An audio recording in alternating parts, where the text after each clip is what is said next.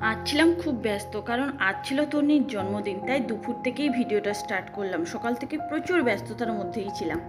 আর ও দেখো ক্যামেরা দেখে কেমন করে পোজ দিচ্ছে। ও ক্যামেরা দেখলেই এরকম দুষ্টামি করতে থাকে। আর ও যেগুলো খেতে ভালোবাসে সেগুলোই আজকে দুপুরের মেনুতে ছিল। ও সবার সঙ্গে খেতে বসবে বলছিল, ওই জন্য সবার সঙ্গেই ওকে খেতে দিয়েছিলাম। মা ভোর থেকে চলে এসেছিলো, বোন চলে এসেছিলো, দিদা ঠাম্মিরা সবাই চলে এসেছিলো, সবাই বসে গেছে। দেখো সবার সঙ্গে একসঙ্গে খেতে বসেছে। আর তোমরা একটু আশীর্বাদ করো, ও যেন সুস্থ থাকে, স্বাভাবিক থাকে এবং মানুষের মতো মানুষে, এটাই তোমরা আশীর্বাদ করো। আর ভিডিওটা ছাড়তে একটু দেরি হয়ে গেল।